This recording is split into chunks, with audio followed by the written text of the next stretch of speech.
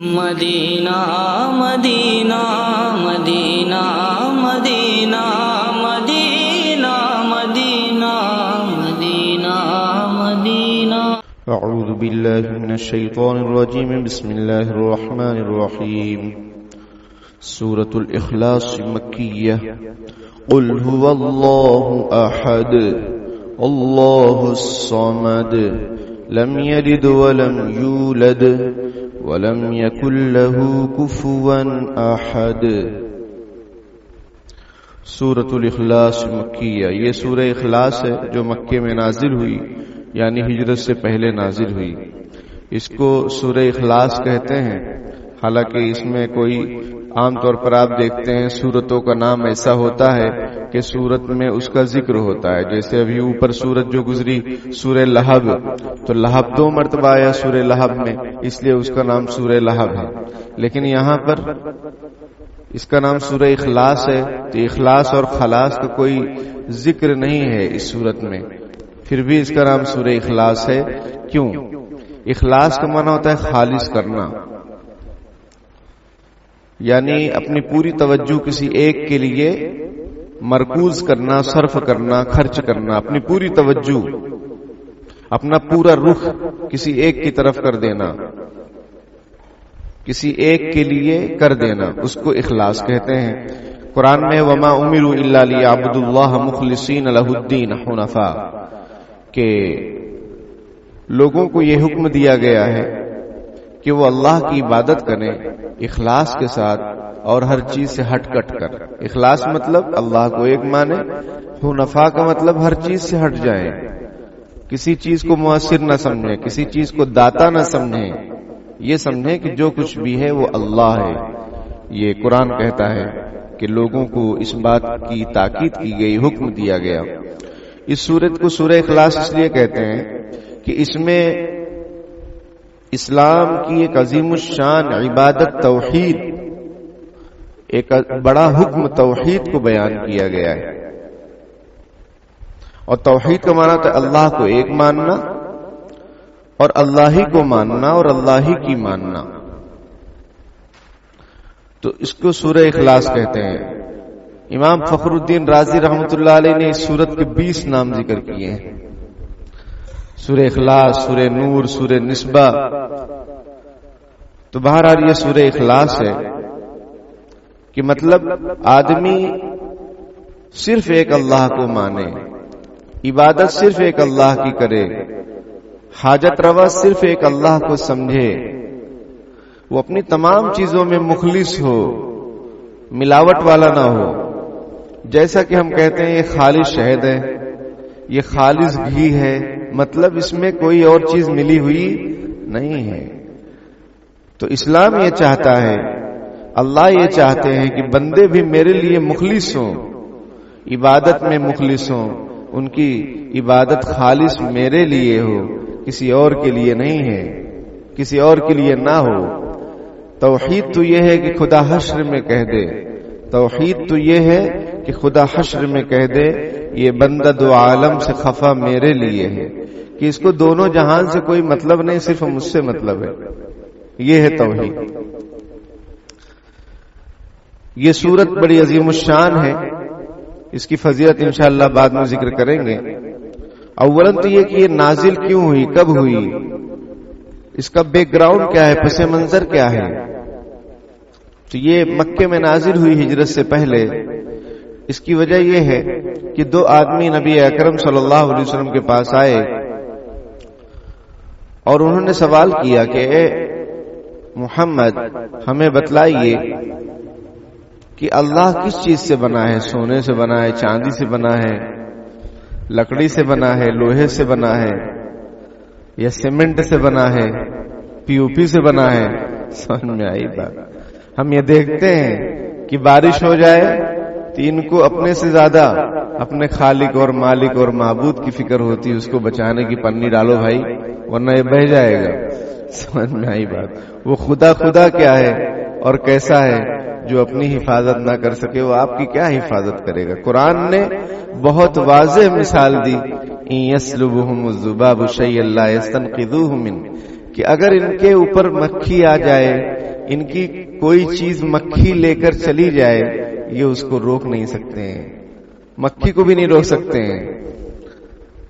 تو بہرحال وہ دو آدمیوں نے سوال کیا کہ خدا کیسے بنے ہیں، سونے کے ہیں، چاندی کے ہیں، لکڑی کے ہیں، کیسے ہیں؟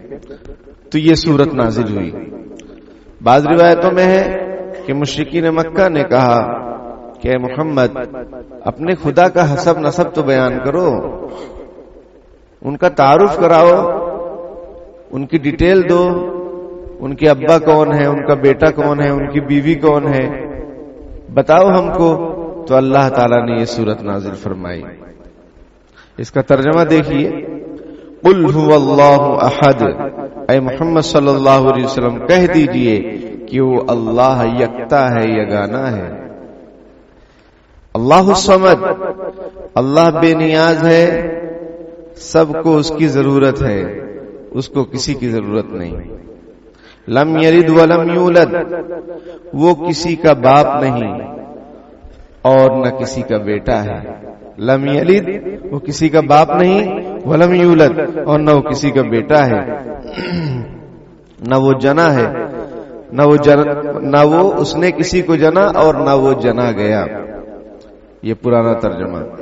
ولم یکن لہ کفوا احد، اور اس کے برابر کوئی نہیں۔ شاہ عبدالعزیز محدث دہلوی رحمۃ اللہ علیہ فرماتے ہیں کہ بہت ساری قومیں ایسی ہیں جو خدا کو مانتی ہیں لیکن اور بھی مانتے ہیں کسی کو، یعنی ایک اللہ کو نہیں مانتے، ایک کے ساتھ اور بھی کسی کو ملاتے ہیں، جیسے عیسائی ہیں، 1/3 کا عقیدہ ہے۔ سمجھ میں آئی بات کہ اللہ بھی ہے اور یہ بھی گاڈ، حضرت عیسیٰ علیہ السلام بھی گاڈ ہے اور اللہ بھی گاڈ ہے۔ تو بہت ساری ایسی قومیں ہیں، ایسے لوگ ہیں جو ایک کے ساتھ اور لوگوں کو بھی ملاتے ہیں۔ جیسے ہم جس ملک میں رہتے ہیں وہاں کے لوگ کئی ہزار دیوی دیوتا کو مانتے ہیں، کئی ہزار۔ تو اس کو قرآن نے منع کر دیا، اللہ نے منع کر دیا۔ قل هو اللہ احد، آپ کہہ دیجئے اللہ یکتا ہے، یگانا ہے، کوئی نہیں ہے اس کے ساتھ آگے پیچھے، وہ اکیلا تنہا ہے اپنی تمام چیزوں میں، یکتا ہے وہ۔ ایک ہوتا ہے عربی میں واحد اور یہ بھی عربی میں احد، دونوں میں فرق ہے۔ واحد یعنی ایک، احد کا معنی بھی ایک، لیکن واحد اس ایک کو بولتے جس کے بعد اثنین 2 ہو، ثلاثہ 3 ہو، اربع 4 ہو، اس سے پہلے واحد سے پہلے 0 ہو، 0۔ لیکن احد کا معنی ہوتا ہے ایک، پورا کمپلیٹ، آگے پیچھے کچھ نہیں، اس کو احد بولتے ہیں۔ یہاں اللہ نے اپنے بارے میں واحد نہیں کہا کہ ہاں خداؤں میں ایک خدا وہ بھی ہے، ایسا نہیں ہے، بلکہ قرآن کہتا ہے وَإِلَٰهُكُمْ إِلَٰهٌ وَاحِدٌ، تمہارا معبود ایک ہی معبود ہے اور وہ اللہ ہے۔ لا الہ الا هو الرحمن الرحیم، اور اللہ کے سوا کوئی معبود نہیں، اور وہ کون ہے؟ رحمان اور رحیم۔ تو یہاں اللہ تعالیٰ فرماتے ہیں قل هو اللہ احد، کہہ دیجئے کہ اللہ ایک ہے، اس کے ساتھ کوئی شریک نہیں، کوئی خدا نہیں۔ اللہ الصمد، اللہ بے نیاز ہے، اس کو کسی کی ضرورت نہیں، سب کو اس کی ضرورت ہے۔ اس کا ترجمہ صرف اتنا کرنا کہ اللہ بے نیاز ہے، یہ کمپلیٹ ترجمہ نہیں ہے۔ صمد کا ترجمہ اردو میں ہے ہی نہیں، یعنی کوئی ایک لفظ میں بیان کر دیا جائے، ایسا نہیں، اس کو تھوڑا لمبا چوڑا کہنا پڑتا ہے کہ اللہ ہی وہ ذات ہے کہ وہ بے نیاز ہے اور سب اس کے محتاج ہے، یہ پورا ترجمہ ہوتا ہے۔ سنسکرت میں ایک لفظ ہے اللہ نرادھار ہے، ہاں یہ سنسکرت میں ہے کہ اللہ نرادھار ہے، کیا مطلب اس کا؟ یہی کہ اللہ بے نیاز ہے، اس کو کسی کی ضرورت نہیں، لیکن سب کو اس کی ضرورت ہے، اس کو بولتے ہیں صمد۔ بعض مرتبہ آدمی اللہ کو مانتا ہے لیکن وہ کسی کو شریک بھی کر لیتا ہے کہ یہ بھی اللہ کے قریبی ہیں اور اللہ کے خاندان کے ہیں، یا کسی نہ کسی کو جوڑتا ہے۔ اللہ تعالیٰ فرماتے ہیں کہ اس کو کسی کی ضرورت نہیں ہے، یا سوچتے ہیں کہ یہ لوگ اللہ کے رائٹ ہینڈ ہیں، لیفٹ ہینڈ ہیں، یہ کام کروا دیں گے، اللہ الصمد، اللہ تعالیٰ فرماتے ہیں نہیں، وہ کسی کا محتاج ہی نہیں ہے، کسی کا محتاج نہیں ہے، وہ سب اس کے محتاج ہیں۔ تو اگر اپنی ضرورت کہنا ہے تو اللہ سے کہنا ہے، کسی پیغمبر، کسی ولی، کسی شخص کو آپ حاجت روا نہیں سمجھ سکتے ہیں، اللہ ہی حاجت روا ہے۔ لم یلد ولم یولد، وہ کسی کا باپ نہیں، کہ جیسا کہ حضرت یہ عیسائی سمجھتے ہیں کہ حضرت عیسیٰ علیہ السلام اللہ کے بیٹے ہیں، یہودی سمجھتے ہیں حضرت عزیر علیہ السلام اللہ کے بیٹے ہیں۔ ایسا نہیں ہے، ایسا نہیں ہے۔ لم یلد، وہ کسی کا باپ نہیں ہے، اس سے کوئی نہیں پیدا ہوا۔ قرآن نے نقشہ کھینچا، وقالت الیہود عزیر ابن اللہ، یہود کہتے ہیں عزیر اللہ کے بیٹے ہیں۔ وقالت النصارى المسیح ابن اللہ، نصرانی کہتے ہیں مسیح عیسیٰ مسیح اللہ کے بیٹے ہیں، سب غلط۔ لم یلد، وہ کسی کا باپ نہیں ہے، ولم یولد، اور نہ وہ کسی کا اولاد ہے، نہ کسی کا بیٹا ہے کہ حضرت عیسیٰ علیہ السلام کو خدا سمجھ رہے ہیں، تو نہیں، اللہ ایسا نہیں ہے، نہ کسی کا باپ ہے نہ کسی کا بیٹا ہے۔ ولم یکن لہ کفوا احد، اور نہ اس کے برابر کوئی ہے، اس کے برابر کوئی نہیں ہے کہ ہم کسی کو کرتا دھرتا سمجھیں کہ یہ اللہ پر اثر انداز ہو جائیں گے، یہ کروا ہی دیں گے ہمارا کام، جیسا کہ بعض لوگ قبروں پر جا کر کہتے ہیں کہ ہماری حاضری لگاؤ، ہمارا یہ کام کروا دو، آپ ہی کروا سکتے ہیں۔ اس کی کوئی ضرورت نہیں ہے۔ ولم یکن لہ کفوا احد، جب اللہ کے ہمسر اور ہم پلہ کوئی ہے ہی نہیں ہے تو ہم کیوں کسی کے در پہ جائیں آپ کے ہوتے ہوئے؟ جب اللہ موجود ہے تو ہم کیوں کسی کے در پر جائیں؟ کیوں منتیں مانگتا ہے اوروں کے در پہ اقبال؟ وہ کون سا کام ہے جو ہوتا نہیں تیرے پروردگار سے؟ سمجھ میں آئی بات؟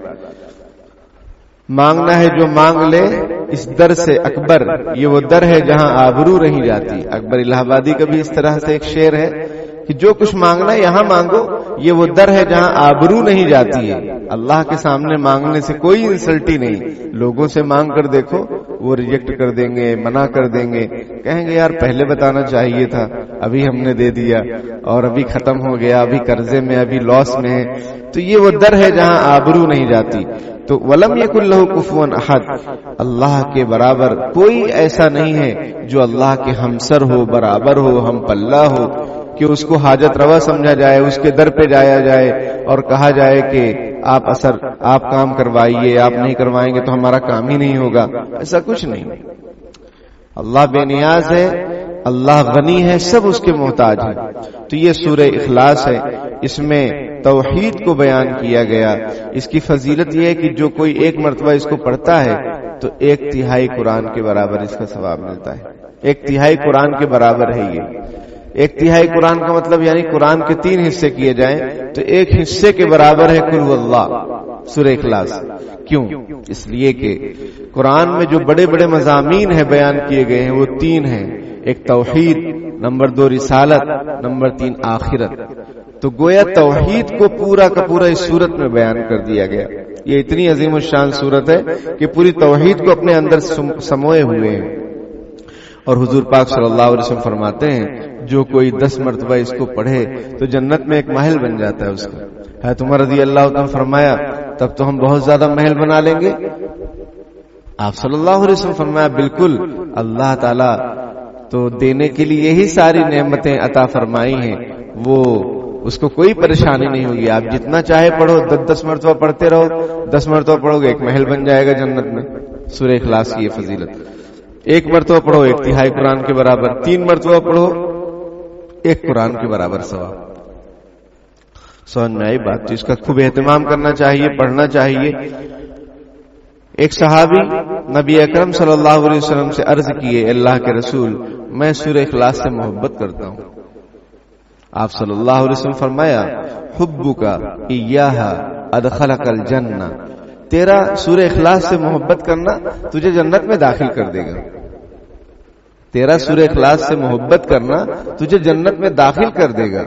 ایک صحابی کلثوم بن ہدم رضی اللہ تعالی عنہ، یہ وہ صحابی ہیں جب نبی اکرم صلی اللہ علیہ وسلم مکہ سے ہجرت کر کے گئے تو قباء میں آپ صلی اللہ علیہ وسلم نے 14 دن قیام فرمایا۔ قباء جہاں مسجد قباء ہے، لوگ جاتے ہیں 2 رکعت پڑھتے ہیں، ایک عمرے کا ثواب ملتا ہے. مدینے سے تقریباً 3-4 کلومیٹر کی دوری پر ہے. تو حضرت کلثوم بن حدم کے مکان پر ہی نبی اکرم صلی اللہ علیہ وسلم قیام فرمائے مدینہ داخل ہونے سے پہلے. تو حضرت کلثوم بن حدم یہ قباء کی مسجد قباء میں امامت کرتے تھے اور سورہ فاتحہ پڑھتے اور کوئی سورت پڑھتے اور اس کے ساتھ سورہ اخلاص پڑھتے. سورہ فاتحہ پڑھتے، کوئی سورت پڑھتے اور سورہ اخلاص بھی پڑھتے ہر رکعت میں، یعنی وہی جو قرات والی رکعت ہے. لوگوں نے کہا کہ بھائی آپ جو ہے سورہ اخلاص ہر رکعت میں پڑھتے ہیں، سورت تو پڑھتے ہی ہیں، جب سورت پڑھ لیے تو پھر سورہ اخلاص کو ملانے کی کیا ضرورت؟ انہوں نے کہا میں تو ملاؤں گا، تم کو امامت میں رکھنا ہو رکھو، ورنہ کوئی بات نہیں، میں چھوڑ دوں گا امامت میں. یہ پنگے شروع سے چل رہے ہیں، امام کے پیچھے لوگوں کا پڑھنا یہ کوئی نئی چیز نہیں ہے. بہت سارے واقعات ہیں صحابہ کرام کے بھی کہ لوگوں نے چغلیاں کی، حضرت عمر سے شکایت کی، حضرت سعد بن نبی وقاص رضی اللہ تعالیٰ عنہ کے بارے میں، اور بھی اس طرح کے واقعات ہیں. بہرحال تو انہوں نے کہا میں تو پڑھوں گا، تم کو پسند ہو ٹھیک ہے، ورنہ میں امامت کو چھوڑ دوں گا. تو ان لوگوں نے نبی اکرم صلی اللہ علیہ وسلم کو بتلایا کہ اس طرح سے کرتے ہیں یہ حضرت کلثوم بن حدم. آپ صلی اللہ علیہ وسلم نے پوچھا کہ آپ ایسا کرتے ہیں؟ انہوں نے کہا اللہ کے رسول میں ایسا کرتا ہوں اس لیے کہ میں سورہ اخلاص سے محبت کرتا ہوں. آپ صلی اللہ علیہ وسلم فرمایا کہ آپ کا سورہ اخلاص سے محبت کرنا یہ آپ کو جنت میں داخل کر دے گا. منع نہیں کیا حضور نے. اور پھر لوگوں نے ان کو امامت سے نکالا بھی نہیں، اس لیے کہ وہ بہت قابل آدمی تھے، ان سے افضل کوئی تھا نہیں، اس لیے لوگ ان کو امامت پر برقرار رکھے. تو بہرحال اس کی بہت فضیلت ہے. جو کوئی 1 مرتبہ پڑھے تو 1/3 قرآن کے برابر، 3 مرتبہ پڑھے تو 1 قرآن کے برابر. ہمارے استاد محترم مفتی اسماعیل صاحب کچھولی دعوت برکاتہ نے فرمایا کہ ایک مولانا صاحب تھے، جب کسی کا انتقال ہوتا لوگ ان کے پاس آتے اور کہتے کہ حضرت 1 قرآن بخش دیجیے ہمارے مرحوم کو. وہ بولتے ٹھیک ہے. کسی کا اور انتقال ہوتا لوگ ان کے پاس آتے کہ حضرت 1 قرآن بخش دیجیے، وہ کہتے ٹھیک ہے. لوگوں نے پوچھا آپ اتنا قرآن پڑھ لیتے ہیں؟ انہوں نے کہا 3 مرتبہ سورہ اخلاص پڑھتا ہوں 1 قرآن کے برابر ہو جاتا ہے. سمجھ میں آئی بات؟ 1 قرآن کہاں پڑھیں گے، اور لوگ بھی لوگوں کو پڑھنا چاہیے، وہ دوسروں سے پڑھوا رہے. سمجھ میں آئی بات؟ وہ کہتے ہیں کہ 3 مرتبہ سورہ اخلاص پڑھو 1 قرآن کے برابر ہو گیا. تو خود کو بھی ایصال ثواب کرنا چاہیے. یہ نہیں کہ سب مدرسے میں پڑھا دیے، ادھر پڑھا دیے ادھر پڑھا دیے، وہ ٹھیک ہے وہاں پہ بھی پڑھا سکتے ہیں، منع نہیں ہے، لیکن آپ خود بھی تو اپنے مرحوم کو ایصال ثواب کیجیے، بخشیے. روزانہ کم از کم 3 مرتبہ سورہ اخلاص اگر ہم پڑھ دیں 1 قرآن کے برابر اپنے مرحومین کو ہم ثواب پہنچا سکتے ہیں. کیا مشکل ہے؟ کوئی مشکل نہیں ہے. اللہ تعالی عمل کی توفیق عطا فرمائے. وآخر دعوانا الحمدللہ رب العالمین.